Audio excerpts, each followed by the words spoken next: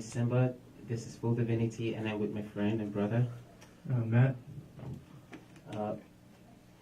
So with Full Divinity, our focus is to look at those parts of young life, those parts of human interaction and social interaction that allows us to experience the fullness of the mind of God, the fullness of the power of God, the fullness of God's intention for our lives. Because the Bible says that, I wish above all things that you prosper and be in health, even as your soul prospers. Now, there are certain things in our everyday existence, everyday interactions as people, as families, as students, as workers, as millennials, that are designed and put in place for us to experience this fullness in our everyday lives. Now, this isn't going to be an all Bible, no talk kind of conversation. That it's a kind of conversation that we want to put spiritual principles to everyday situations, everyday circumstances, right?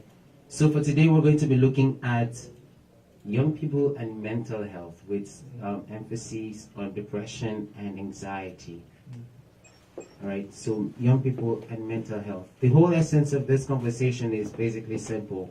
Why are young people depressed? So Matt, I read a report recently that young people are 50% more likely to suffer from some kind of depression or mental health disorder than they were in the 1960s.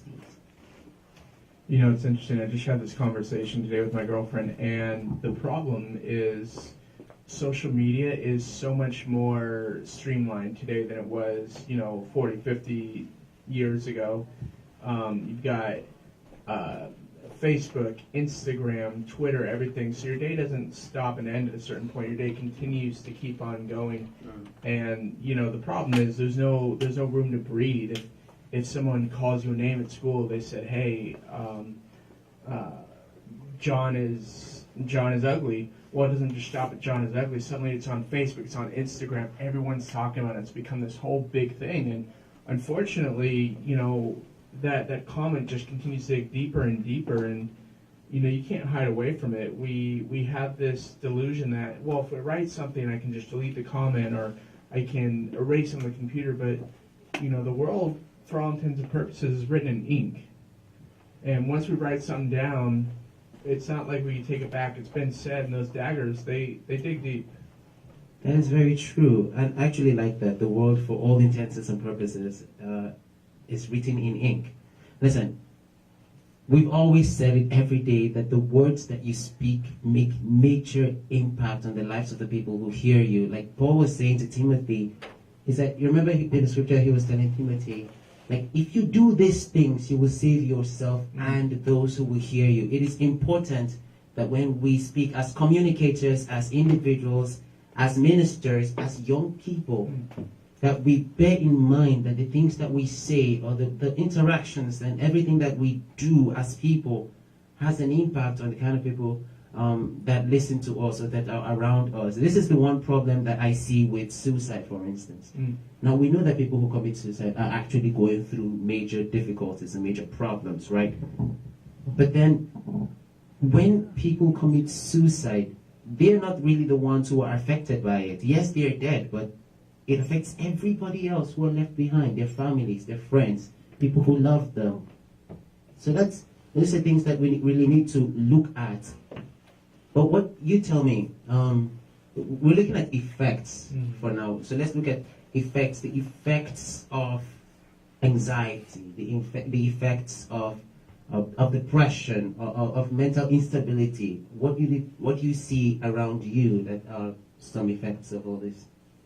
Right. Well, as someone who's been through it personally, still goes through a lot of the stresses of anxiety, of depression. It's not a one-size-fits-all answer. I mean, I wish it was, and there was some word or phrase or magical drug or something that we could use to just wipe it all away, but unfortunately it's not that simple.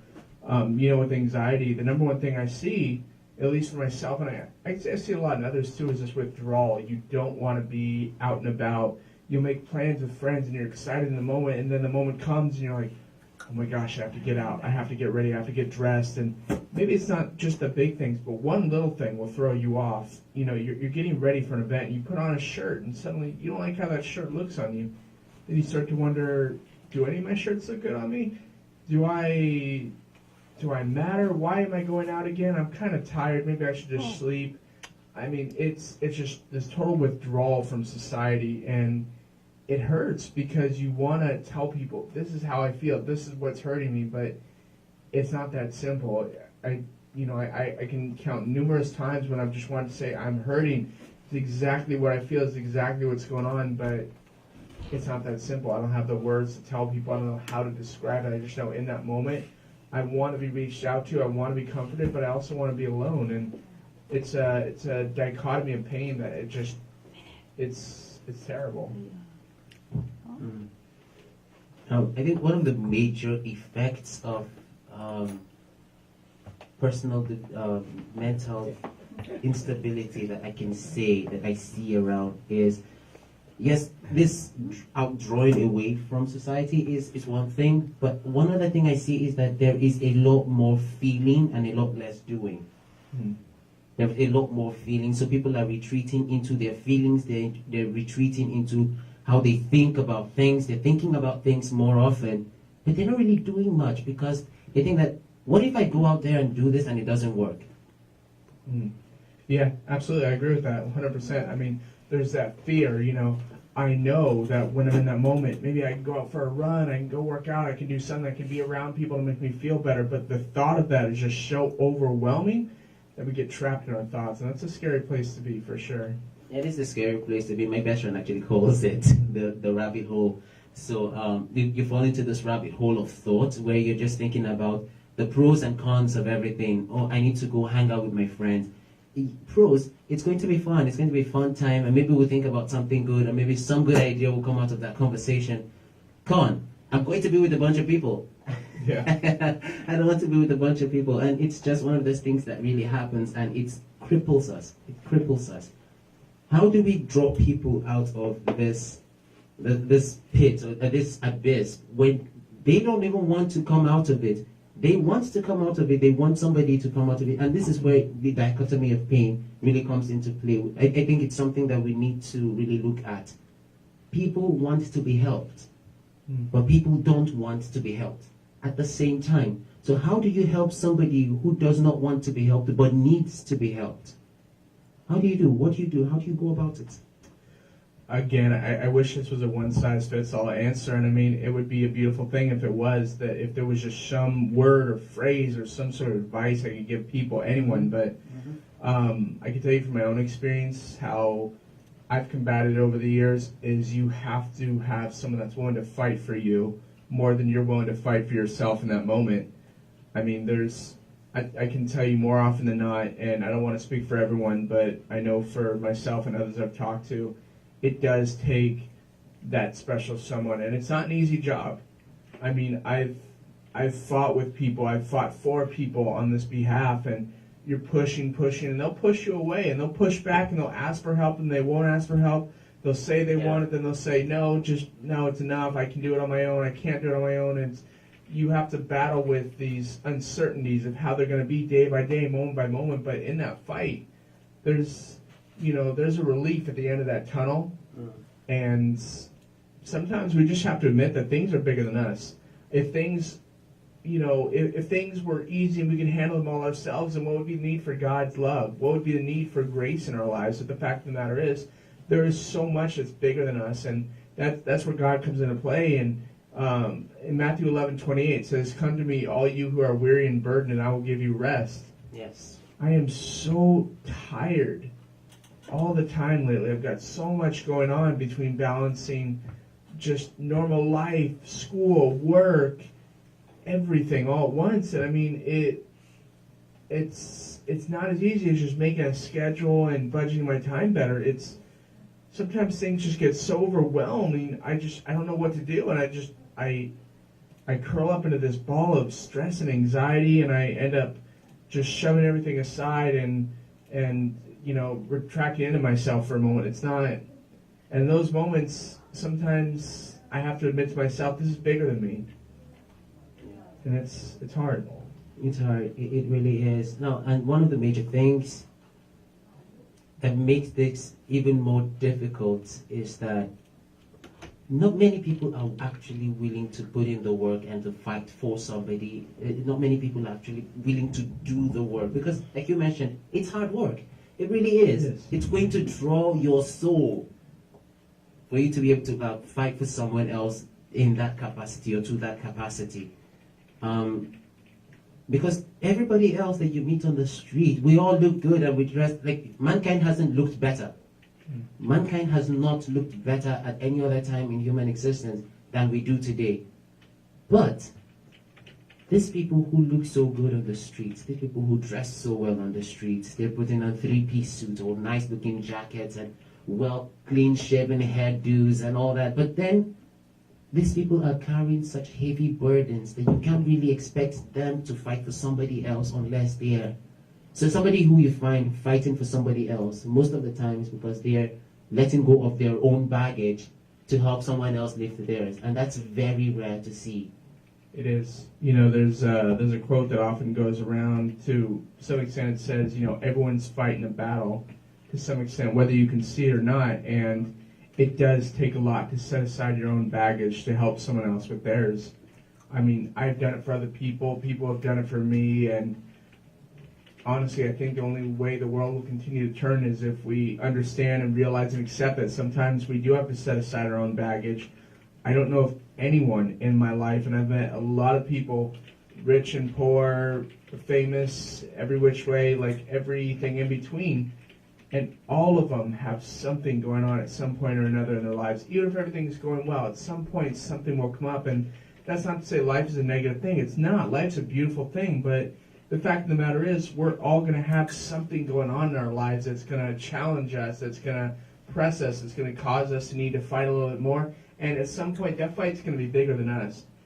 And at that point, you have a choice. People can turn to different things. You can turn to God. You can turn to drugs. You can turn to alcohol. You can turn to any of this. But what you choose to do will dictate how that path goes.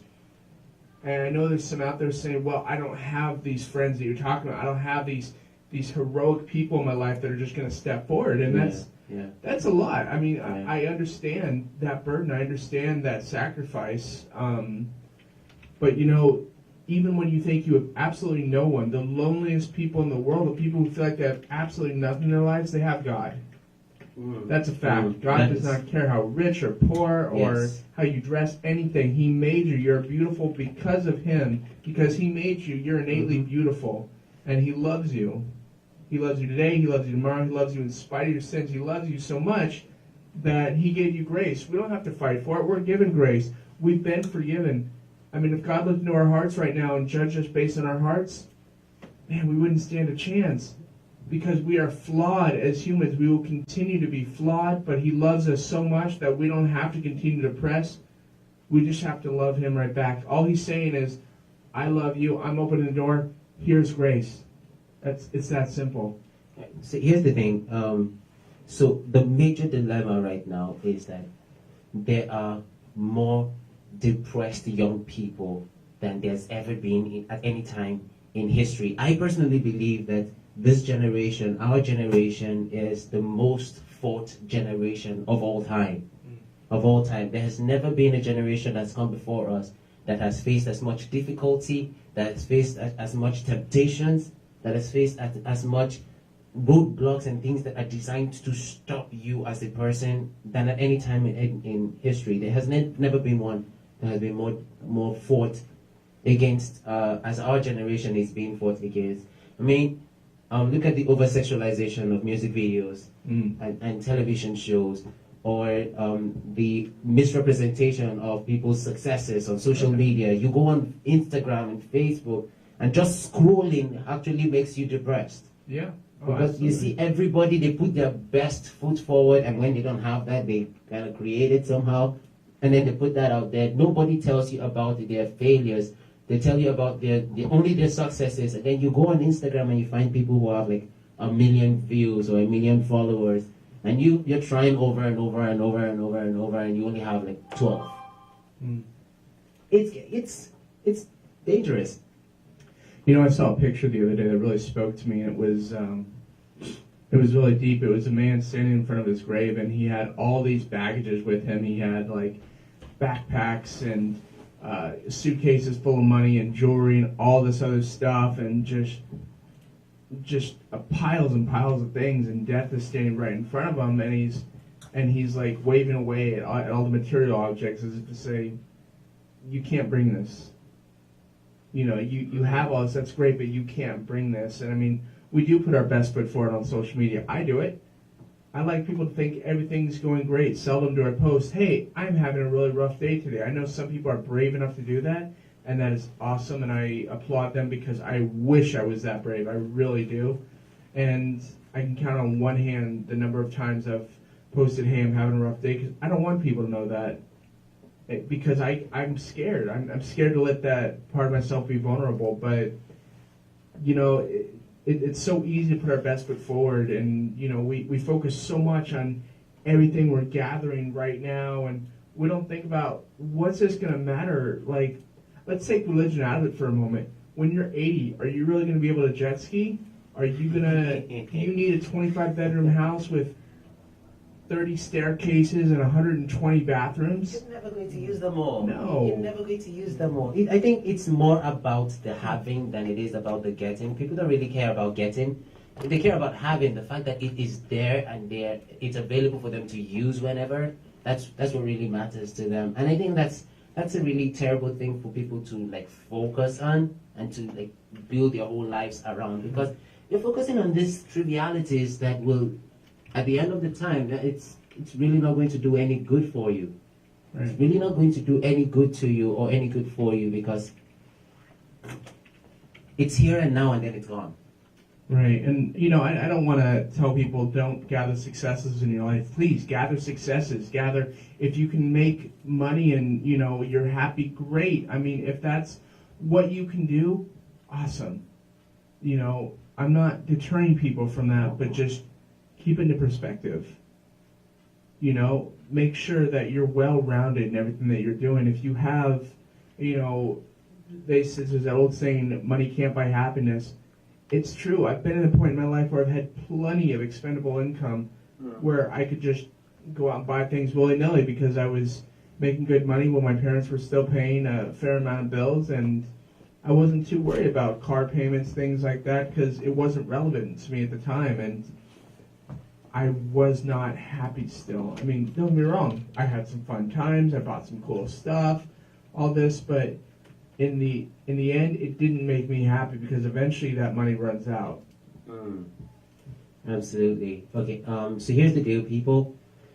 For the next couple of weeks, we're going to be exploring this subject, because I think the subject of mental health, especially with regards to young people, is such a broad subject, because there are so many different facets of our lives that have their own troubles, their own baggage, their own difficulties, and all of these are a source of anxiety for young people.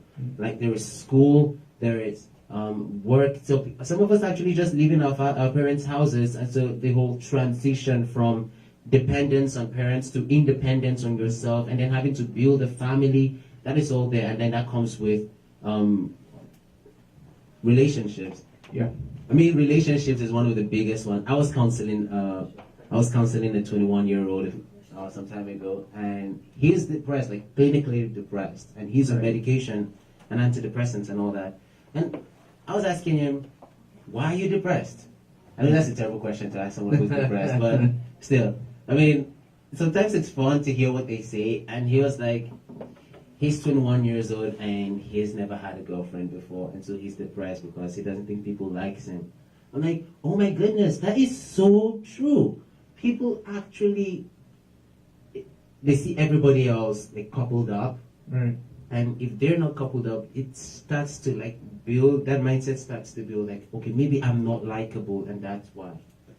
Right, and I've been there. It's hard. When you see other people in relationships, you start to wonder, what's wrong with me? Especially as you get older, you start to think, what am I not doing right? And if you've never had a relationship, it's hard. You start to look at other people and you're like, okay, maybe I need to mimic them a little bit more. Then you try to mimic them and it doesn't work out. Or maybe you finally do start dating a little bit, but you have, like, I had a long string of failed relationships that, we're not too long. I wouldn't call relationships. I dated here and there until I met my current girlfriend, who, by the grace of God, has just been amazing, a total blessing in my life, and just everything I couldn't even have thought to ask for, because she goes above and beyond. But anyways, shout out to Sharon. Yeah, exactly. Shout out to Sharon. But I started to wonder for a long time, what am I doing wrong? Why don't people want to be in a relationship with me? And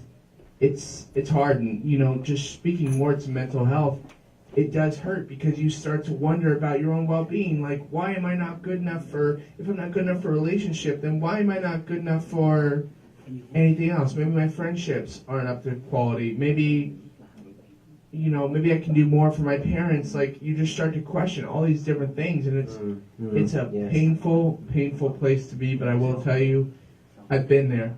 I've been about as deep as you can go into depression. I was right there. I've got literally the scars to prove it. And I'll tell you something.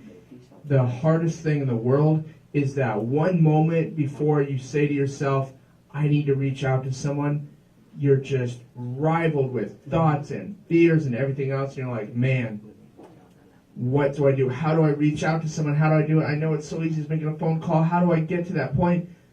Man, once you do, it's such a huge weight off your chest. I spent the last, let's say, year or so covering a good part of my arms with tattoos, because I wanted to cover up a lot of these scars, and I wanted to hide away my past. And I purposely left, the top part of my arms and a little bit here and there untouched, because I wanted to keep some of those memories. I liked knowing that, my depression is something that is, to an extent, always going to be with me, but that deep, dark part of me that just let it overtake me, that doesn't have to be a part of me. It's a reminder that I came from that, and that anyone can come from that. I know it's easier said than done. I'm not advocating that it can just be done overnight, or that it's a one-size-fits-all answer, but I promise it is possible. Yes, it is. Yes, it is. So we're not telling people to do something that we haven't done ourselves. I'm a survivor. I'm a survivor of depression, of acute depression and loneliness, and Matt is also a survivor of acute depression. It is possible to beat it. It is possible to beat it. Full Divinity has a show over the next couple weeks, months, years, as far as the show is going to continue. Our focus is going to be primarily on passion, on purpose, and the pursuit of happiness. So take note of that. It's passion, purpose, and the pursuit of happiness. And we enjoin you, and we ask you to join us. This is a journey that we are on. We ask you to join us on this journey. And if at all you need prayers, if at all you need counseling, if at all you need somebody to talk to, if there's somebody that you need to tell, hey, look, I'm going through something. It doesn't matter what it is. If it has to do with your future, if it has to do with your present, if it has to do with who you are as a person, give us a call, send us a message, send us something, and we'll get in touch with you. We read all the comments, so put out your comments down below, or call us, visit us on the website, and we'll get in touch with you. We'll get in touch with you. We just want to tell you that it's all beatable. You have a beautiful destiny in front of you. You have a beautiful life ahead of you, and we want to be part of that story. We want to see you win, right? Absolutely, and just a couple of final thoughts here. It's hard. I'm not going to lie and say it's easy. It is very hard. You know just as well as I do how hard it is. Yes. And it is a battle, and it is a struggle. It is a constant struggle, and it doesn't stop once you get past the hard points. There's going to be seasons where it comes back, and you're going to have to fight again and again and again. But I'll tell you for certain, it's so... There's a beauty at the end of it. I mean, there really is, because your story becomes inspiration for other people. Just keep pouring out into other people, and know that I know it's hard. I'm not saying it can be done overnight. I'm not saying that Simba nor I have all the answers. I absolutely advocate for professional, therapy and whatever you can do to reach out. And sometimes you just need prayer. If you just need prayer, And sometimes, and to that effect, you need to know that it's okay to hurt. It is okay to be hurt and accept that you are hurt. Yes. And be in the moment and allow yourself to be hurt. It is also to allow yourself to be okay. You are allowed to feel good. You are allowed to let go. The only thing you can't do is allow others to tell you how you feel. You tell them, you tell others how you feel, and just be real with yourself. That is the biggest thing, is be real with yourself. Be yourself in your brokenness, in your togetherness, whatever. Be real, whatever it is. And I'll tell you what, there's more beauty in your brokenness than when you're put together sometimes. I think there's just absolute beauty in brokenness. Absolutely, absolutely. I'm just going to reiterate that final thought, and then we'll pray. It is okay to hurt. When it hurts, it actually hurts. Like, it actually hurts. Like, forget the good looks and the Vaseline. It actually really, truly hurts.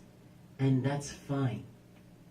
It's okay. It's okay to not be okay sometimes. When you fall, it's fine. All we ask is that you get back up.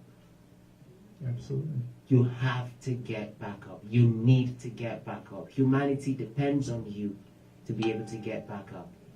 Right? Mind closing us up? So, Lord, we just want to thank every one of our listeners, viewers, anyone today, for those who are deep in just in that dark place of depression, hurt, pain, whatever it may be. We ask that you place your hand on them, Lord. We ask that, they reach out in some form or another to friends, family, therapists, whomever it may be, just someone that, will fight for them. And Lord, I ask that if there's anyone here right now who needs to reach out to Simba or myself, maybe they just need someone to be with them for a moment in their uncertainty and their worry and everything, that they reach out to us, because we know how hard that struggle is. We know that we've laid our burdens on you more times than we can count, and sometimes those burdens they feel like this weight on our chest that we cannot get off. But man, when we do, it's a beautiful thing. So Lord, we ask that you place your hand on us and keep us moving forward, knowing that it's a continuous battle, but it's not one that we cannot win, because we know with you on our side, every single battle, every single struggle is possible to come through and prosper and be stronger because of it. Lord, we ask that you just bless the rest of our weeks, our months, and, because depression is such a hard thing, just bless our tomorrow. Just get us through one day at a time, even 1 hour. Get us through this night, Lord. Let's have a good night of sleep, rest, calm. Let's start with tonight, and then let's wake up tomorrow and just ask for one moment at a time. We ask these things in your Son's name. Amen. Thank you so much for joining us, and see you next week.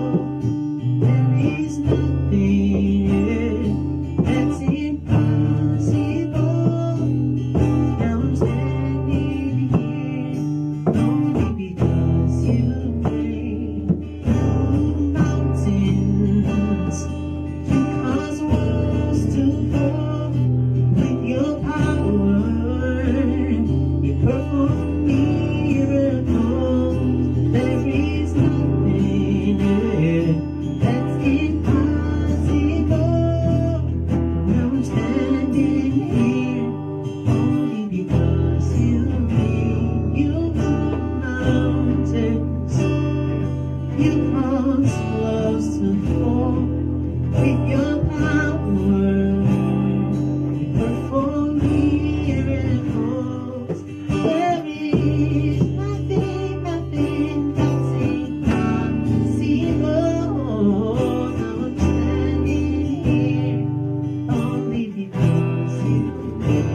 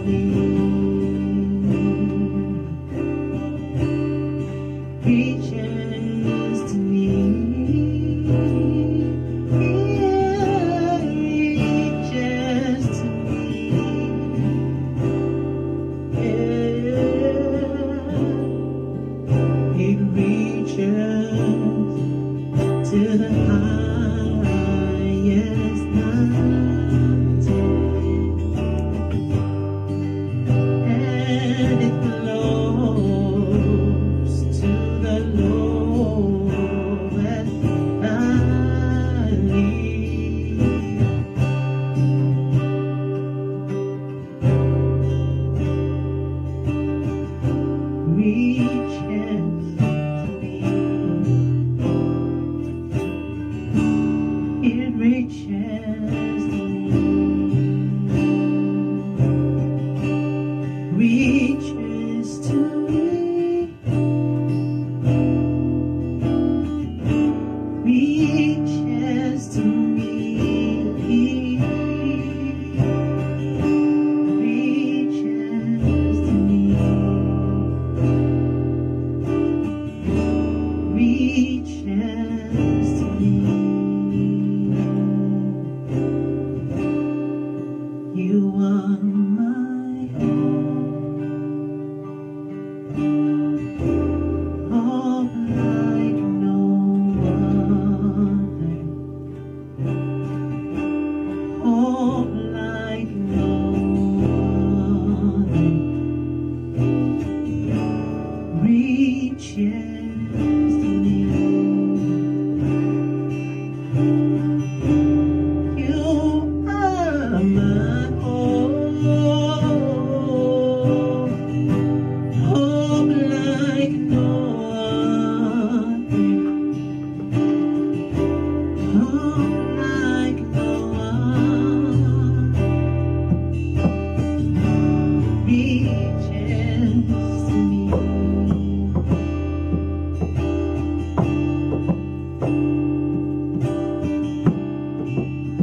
You are God alone from all time began. You are on your throne. You are God alone. And right now, in good times and bad, you are on your throne. You are God alone. You are God alone from before time began. You are on your throne. You are God alone. And right now, in the good times and bad, you are on your throne. You are God alone. You are God alone. You are God alone. You are God alone. You are God alone. You are God alone. You are God alone. You are God alone. You are God alone.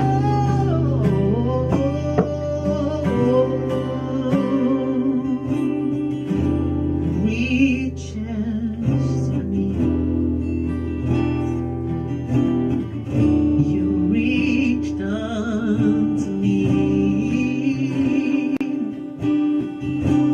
reaches to me,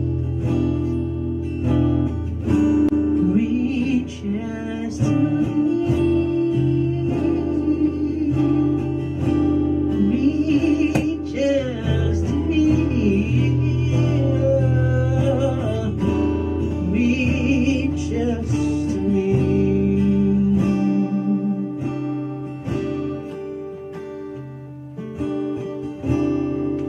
We promise these things. Great is your faithfulness, faithfulness. It's still in your hand. This is my confidence. You never fail. You promised these things. Great is your faithfulness, your faithfulness. Still in your hands. This is my confidence. You never fail.